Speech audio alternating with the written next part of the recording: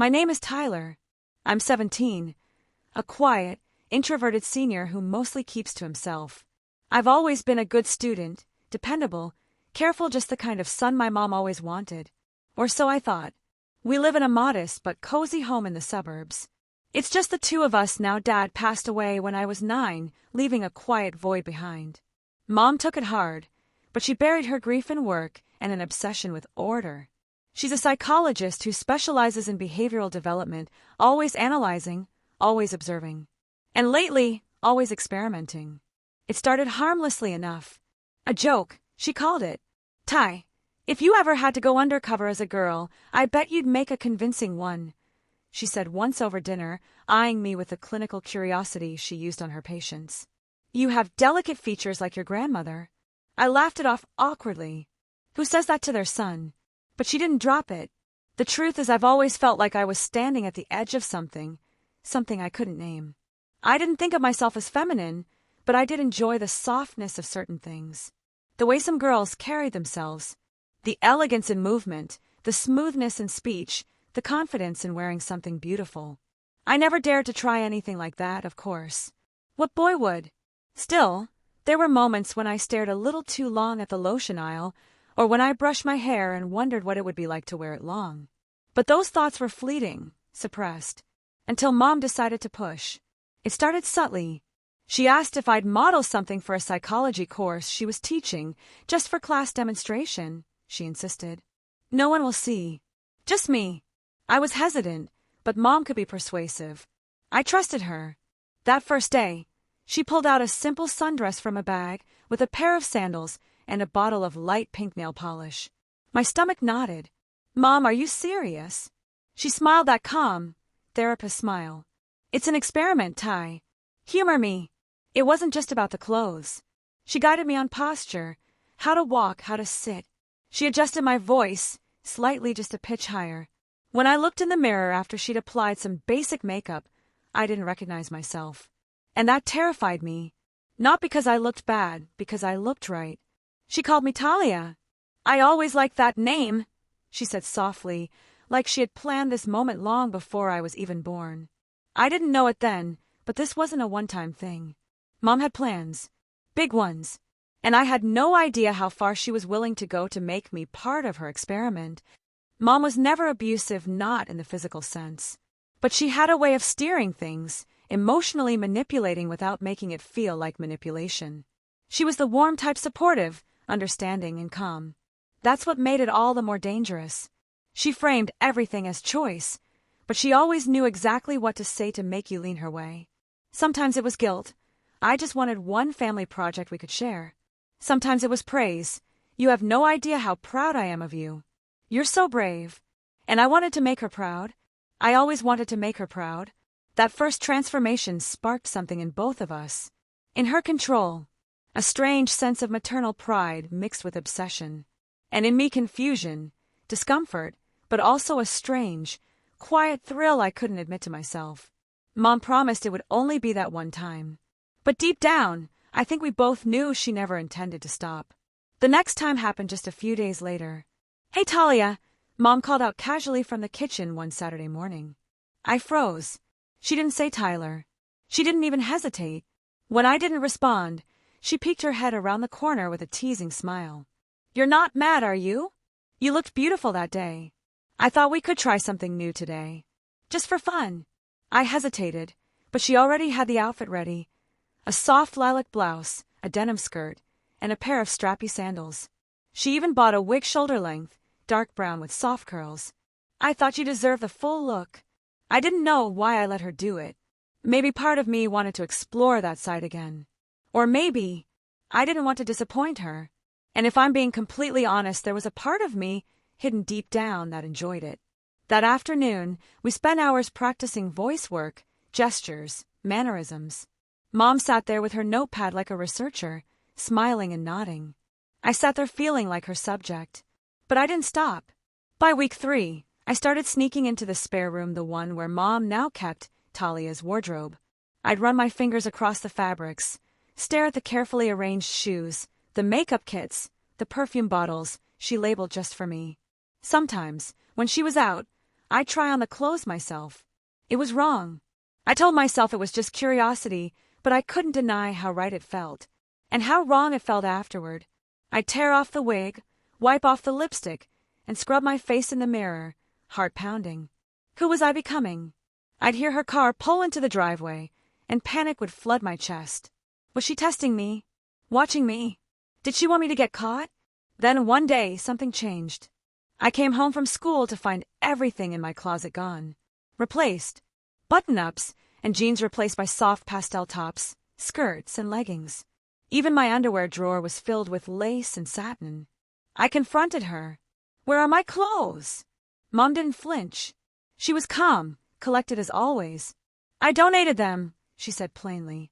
You don't need them anymore. You've come so far, Talia. It's time you embraced it fully.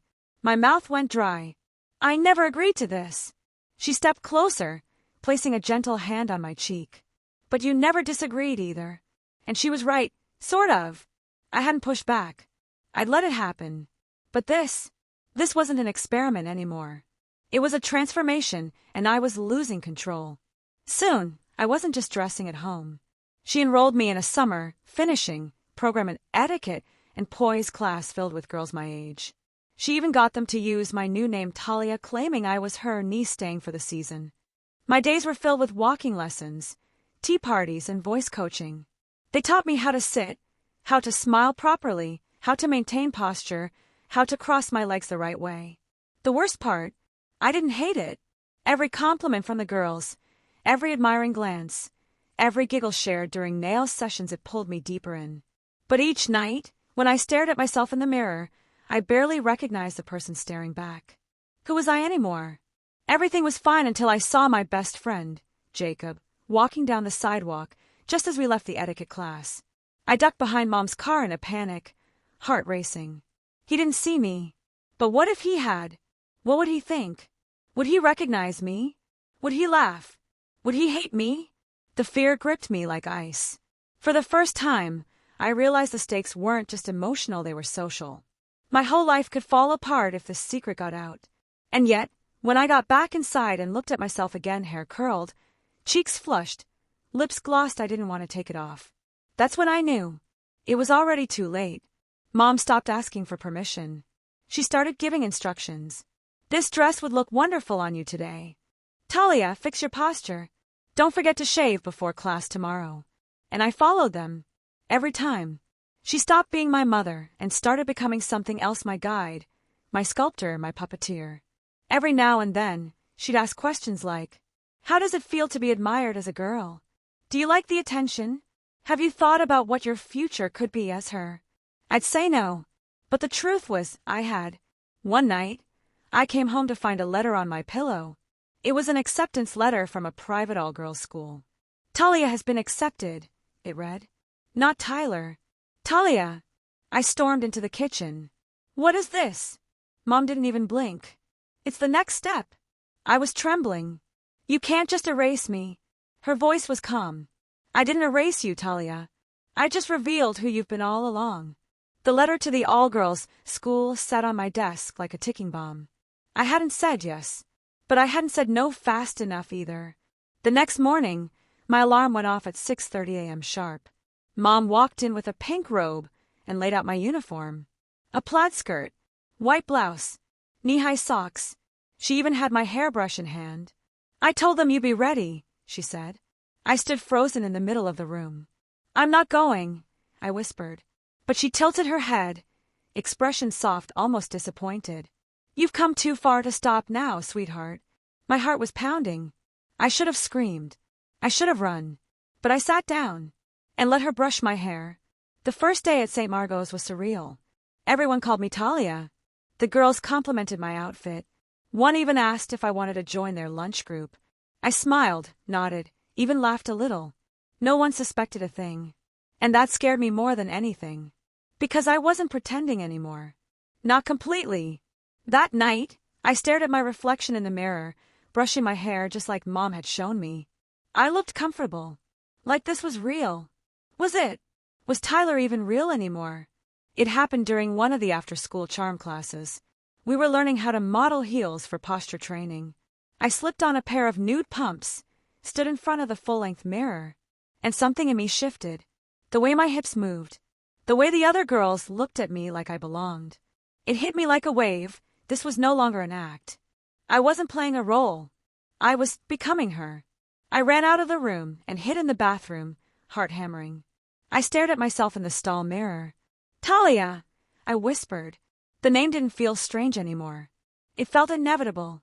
Just as I thought I'd adjusted, Emma showed up. Yes, Emma, my old crush from before all this began. She was volunteering at the school's community workshop. She looked me straight in the eye during her intro and paused. Did she recognize me? I kept my head down for the rest of the session, but the damage was done. That night, I got a text from an unknown number. Talia, or should I say Tyler, we need to talk. My blood went cold. We met behind the gym after hours. Emma stood there, arms crossed, phone in hand. I knew something was off, she said quietly. I recognized your laugh. I couldn't speak. She didn't yell. She didn't run. She just asked, why? I told her everything. The dare, the experiment, the dresses, my confusion, my truth. To my surprise, she didn't judge. She just nodded, and then asked the question I feared most. So, who do you want to be? I confronted Mom that night. I talked to Emma. She smiled. And what did you tell her? I hesitated. That I'm confused. Her smile faded. No, she said. You're scared. There's a difference. I shook my head. You planned this. You wanted to turn me into your daughter. She didn't deny it. I saw who you were before you did. I just gave you permission to become it. I wanted to scream. But deep down, I wasn't sure she was wrong. In the middle of our argument, I pulled off the wig and threw it on the floor. I'm not your doll. I was shaking, breathless. She stared at me for a moment, then calmly picked it up and handed it back. You don't have to wear it for me, she said. But don't lie to yourself either. I stopped dressing for a week. Went back to baggy clothes. Tried being Tyler again. But everywhere I went, I felt eyes on me, her eyes. I felt the weight of mascara I wasn't wearing, heels I wasn't walking in. I missed the clack of shoes on tile. I missed the girl in the mirror. It was Saturday night. The house was quiet. Mom was out with friends, finally, some peace. I stood in front of the mirror, staring at myself once more. The dress, the heels, the makeup. I hated how right it all felt. I tried to ignore it for a week. Tried to be Tyler again. But everything about me screamed Talia. Even when I was wearing men's jeans, I felt like I was hiding something from the world, something important. And Emma, she hadn't stopped texting me. Not once. It wasn't just about the secret anymore. She wanted to know who I was, who I wanted to be. The phone buzzed in my hand. Her name blinked on the screen. You okay? I swallowed hard, my fingers hovering over the keyboard. Was I ready to admit it? To say it out loud? Before I could answer, there was a knock at the door. I froze. Who could it be? It was nearly 9 p.m. Mom wasn't supposed to be back for hours. The knock came again, this time louder. I didn't know what to do. I could hear my heart racing in my chest. I rushed to the window and peered outside. No car. No one. Confused, I opened the door slowly. Standing on the other side was... She was standing there, breathing heavily, a concerned look in her eyes. Talia, we need to talk. Now. I felt my pulse quicken. How did she know where I lived? Emma, I whispered, stepping back to let her in. I've been thinking, she said, looking around, then meeting my eyes. About everything. About you, about me. And this. She waved her hand around, taking in my dress, the whole setup. And I've made a decision. I was barely breathing, trying to focus on her words. She stepped closer, eyes locking with mine, her voice softer now. I don't care if you're Tyler or Talia, but I care about you. I need you to decide who you are. Because right now, you're the only one holding yourself back. My heart beat faster, louder in my ears. I wanted to say something. Anything. But I couldn't. Not yet. She placed her hand gently on mine. Talia, do you want this life? Do you want to stay as her daughter? Or do you want something else? I looked at her eyes, filled with concern. Was I making the right choice? But before I could answer, the sound of a car pulling into the driveway echoed through the window. We both turned to look out the window. Mom was home. I panicked. Emma was still standing there, so close. My heart raced. There was no time to explain. No time to decide. I glanced at Emma, then back to the door. What if she... I started, but Emma cut me off. I'll leave. I just needed to know if you were ready to face the truth. And then, in the blink of an eye, she was gone, slipping out the door, just as quietly as she had come in. Mom opened the door and walked in, her eyes narrowing as she took in the scene. Who was that? I didn't answer. I couldn't. The weight of the moment was too much. The door clicked shut behind her. She stood there for a long moment, studying me. You're not ready, are you? I swallowed. The room felt colder.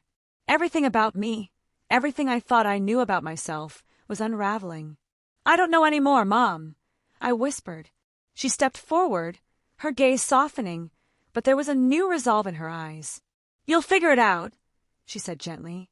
You'll know who you are when the time comes. But just know this, Talia, I'm not letting you go back.